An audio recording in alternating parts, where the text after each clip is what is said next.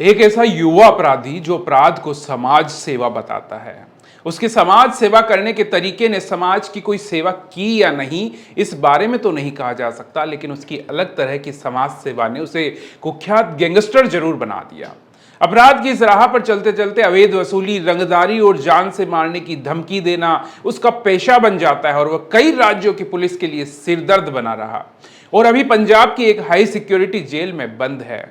आज के स्टोरी में बात करते हैं देश के एक नामी गैंगस्टर लॉरेंस बिश्नोई की, जो कैसे यूनिवर्सिटी के छात्र से अपराध की दुनिया में कदम रखता है और सुपरस्टार सलमान खान तक को मारने की भी सुपारी दे बैठता है। नमस्कार, मैं शरद पुरोहित और आप देखना शुरू कर चुके हैं इन्वेस्टिगेशन।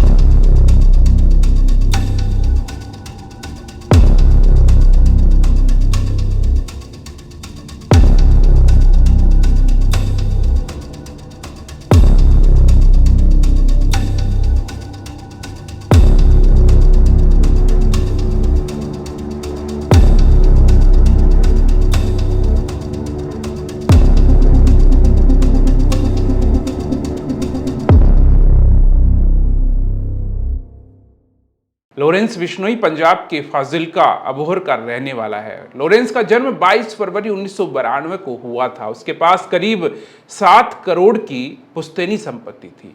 शुरुआती दिनों से ही उसे ऐशो आराम पसंद था। उसने अबोहर के ही एक कॉन्वेंट स्कूल से 10वीं की पढ़ाई की। आगे की पढ़ाई के लिए चंडीगढ़ के डीएवी स्कूल में चला गया और वहां से 12वीं पास की। इसके बाद उसने चंडीगढ़ यूनिवर्सिटी में एडमिशन लिया।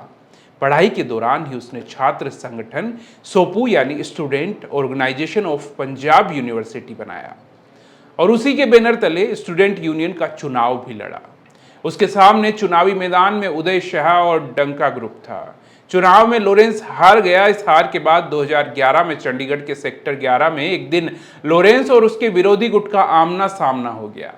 इसके अलावा बताया जाता है कि लॉरेंस एक लड़की से प्यार भी किया करता था, जिसकी कुछ बदमाशों ने आग लगाकर उसे जलाकर उसकी हत्या कर दी। इसके बाद उसमें बदले की भावना आ गई। बताया यह भी जाता है कि लॉरेंस स्टूडेंट यूनियन चुनाव के बाद हुए झगड़े से पहले कई गैंग से जुड़ाव भी रखता था।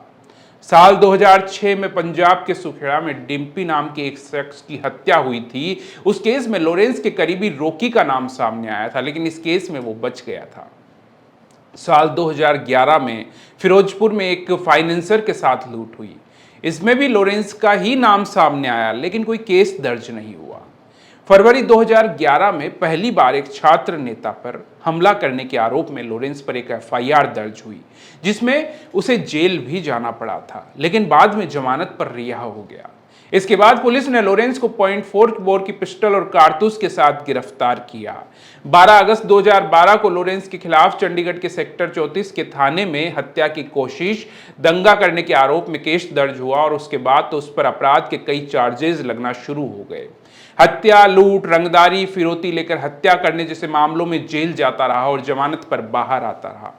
साल 2014 में लॉरेंस के मामा के 2 बेटों की हत्या रमी बसाना और हरियाणा जेल में बंद हरगोविंद सिंह ने करवा दी थी। लॉरेंस इन दोनों से बदला लेने के लिए उन्हें मारना चाहता था। 17 जनवरी 2015 को जब पंजाब पुलिस कोर्ट में पेशी के लिए लॉरेंस को कोर्ट ले जा रही थी, इस दौरान लॉरेंस चकमा देकर भाग गया दिल्ली की ओर और फिर नेपाल भाग गया। उसके बाद उसने अपने गैंग को मजबूत करने के लिए 8 लाख के विदेशी हथियार और बुलेट प्रूफ जैकेट खरीदी। अपने ममेरे भाई की हत्या का बदला लेने के लिए रमी बसाना की तलाश करने लगा। इसी बीच मार्च 2015 में फाजिल्का पुलिस के हत्थे चढ़ गया।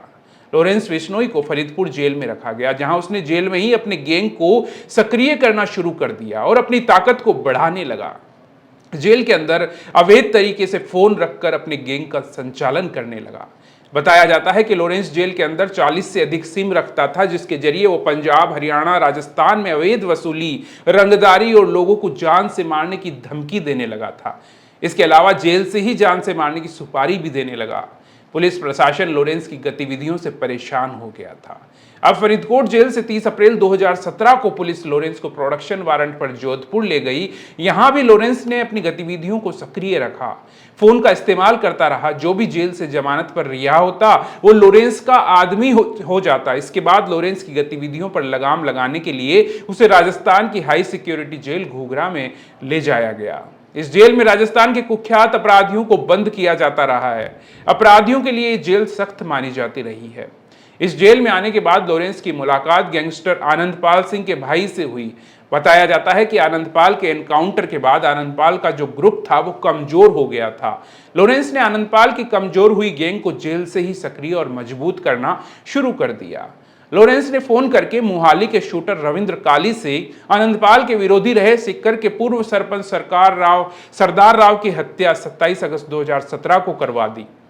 लॉरेंस अपना वर्चस्व बनाए रखने के लिए जोधपुर में 17 सितंबर 2017 को कारोबारी वासुदेव इसरानी की हत्या करवा देता है। इसके बाद आनंदपाल गैंग के आदमी अब लॉरेंस गैंग में मिल गए थे। लॉरेंस बिश्नोई पर छात्र जीवन से लेकर अब तक लूट, हत्या के प्रयास, सुपारी किलिंग जैसे कुल 50 मुकदमे दर्ज हुए, जिसमें से वह करीब 30 से अधिक मामलों में बरी हो गया। फिलहाल लॉरेंस बिश्नोई पंजाब की हाई सिक्योरिटी जेल में बंद है। लॉरेंस बिश्नोई ने इस दौरान सुपरस्टार सलमान खान की हत्या का भी पुख्ता प्लान बनाया था। इसे लेकर अगले पार्ट में हम बात करेंगे।